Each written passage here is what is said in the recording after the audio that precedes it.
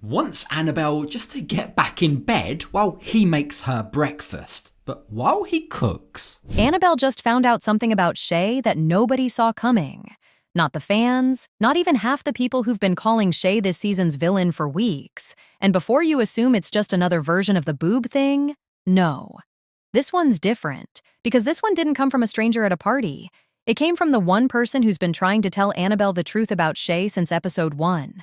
We're getting to exactly what she found out.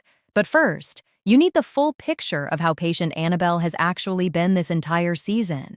Because once you see everything laid out next to each other, what happens in this episode is going to be completely different.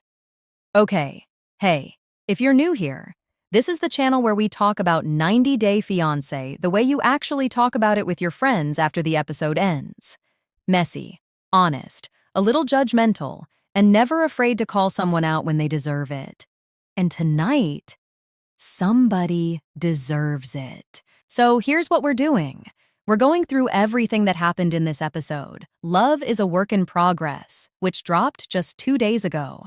We're starting with Shae and Annabelle, because that's the story everyone's talking about. Then we're getting into Catie and Josh, because something happens there that I genuinely did not expect, even after everything we've already seen from those two. And by the end of this video, I'm going to give you the exact line Josh says that finally sounds like a man with a backbone. I'm also going to tell you why I don't think it's actually going to stick. So stick around for that, because it matters more than you think. Let's start with Shae, because if you've been watching this season, you already know the vibe. 54 years old, local celebrity in Paducah, Kentucky, the kind of guy who throws lake parties and never met a stranger. He met Annabelle, also 54, in the Philippines, and brought her over to build a life with him. On paper, a sweet story. In practice, we have spent multiple episodes watching Shae get caught doing something, then immediately turning around and acting like Annabelle is the one with the problem. Remember the breast thing?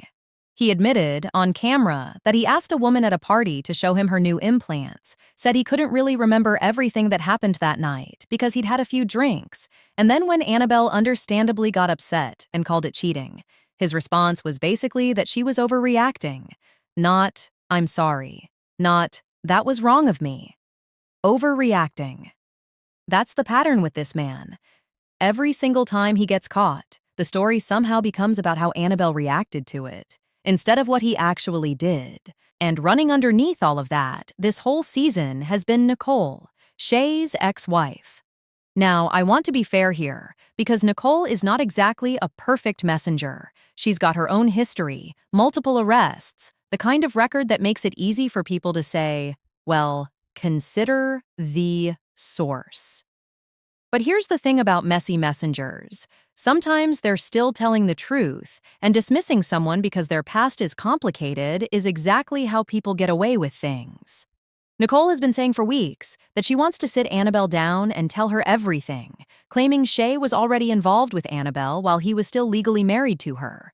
Shae's version, obviously, is that Nicole is jealous and trying to blow up his happiness because she can't stand seeing him move on.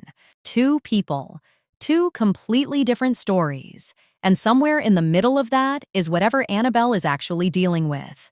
And in this episode, Annabelle finally gets a piece of information that's reportedly bigger than anything that's come out so far. Now I have to be straight with you. The exact details of exactly what she finds out weren't fully laid out ahead of time, so I'm not going to sit here and pretend I have a transcript. What we do know is that it's being framed as a real discovery about Shae's past involving Nicole. The kind of thing that doesn't just sting in the moment, it's the kind of thing that makes you go back and re-examine everything you thought you knew about a person. And that's what gets me about this whole storyline. It's never been about one bad night for Shae. It's a pattern. Minimize, deflect, call her dramatic, move on like nothing happened. Annabelle isn't naive. I don't think she's confused about what kind of man she's with.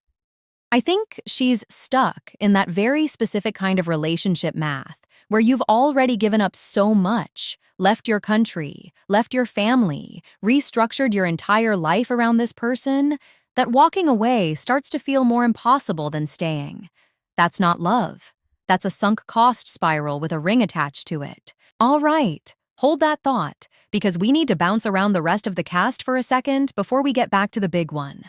Mallorie and Rasit are going at it over money again, which, if you've been watching, you know is basically their entire relationship at this point. Marissa is laying down some very specific rules for Edward, the kind of, here's how this is going to work conversation that tells you everything about who's actually driving that relationship. And Thomas and Paula are just quietly trying to hold their thing together, which honestly might be the most normal storyline in the entire episode, which says a lot about this season. But none of that is what people are going to be talking about tomorrow. What people are going to be talking about is Catie and Josh, because this episode is where it finally boils over. Quick refresher if you need it. Catie has admitted multiple times that when she's drinking with friends, she makes out with them. Not implied. Said it directly. And one of those friends is Ryan, a guy she traveled through Europe with during what she calls her messy era, and someone she's made out with on more than one occasion, including times when Josh was standing right there. Josh has already stormed out of one of her parties because of this exact situation. He's already told her, point blank, that he doesn't want to be in a relationship where he's constantly second-guessing what's going on. And Catie still invited Ryan to her birthday party anyway. So here's where we are. Catie's flirting, which has already caused one blow-up this season, finally pushes Josh completely over the edge in this episode. And look, I get it. Relationships are complicated, people have history, exes exist. But there's a difference between having history with someone and continuing to actively engage with that history in front of your partner after he's already told you it's a problem. That's not an accident. That's a choice. Repeated. What gets me is watching Josh try to be the reasonable one through all of this. He said he doesn't want to be a jerk about it. He's tried to give Catie the benefit of the doubt. He's tried to take her at her word. And every single time, she gives him a reason to regret that patience.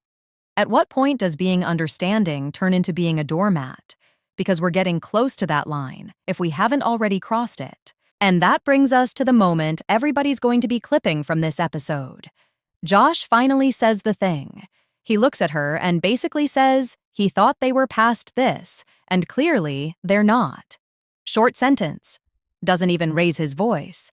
But you can feel exactly how done he is in the way he says it.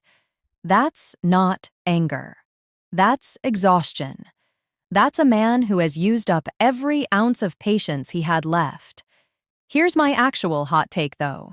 And I want you to sit with this one. I don't think Josh's ultimatum is going to stick. I think we're going to see him back here in 2 episodes, having forgiven her again, because that's been the pattern all season. He says the strong thing, she apologizes just enough to make him feel like progress was made, and then nothing actually changes. The flirting doesn't stop. The boundaries don't get respected. We just reset the clock until the next party. And honestly, that connects right back to Shae and Annabelle, doesn't it? 2 completely different couples, same exact pattern. One partner keeps doing the thing, the other partner keeps almost leaving, and then doesn't. The only difference is how long the cycle's been running. Annabelle's further down that road than Catie and Josh are, but they're both walking it. So here's what I actually want to know from you guys. Is Josh actually going to hold this line with Catie, or is this just another round in a fight they're going to have over and over until the season ends? And with Shae and Annabelle, now that this new information is reportedly out there, do you think this is the thing that finally makes her leave? Or has she already shown us she's not going anywhere no matter what comes out? Drop your honest take in the comments, because I want to see who actually thinks Josh means it this time. If you want to see exactly how deep the red flags go with another couple this season, I've got a full breakdown coming up next that goes all the way down to the worst of it, layer by layer, and trust me, it gets a lot darker than what we just talked about tonight. Make sure you're subscribed so you don't miss it, and I'll see you in the next one.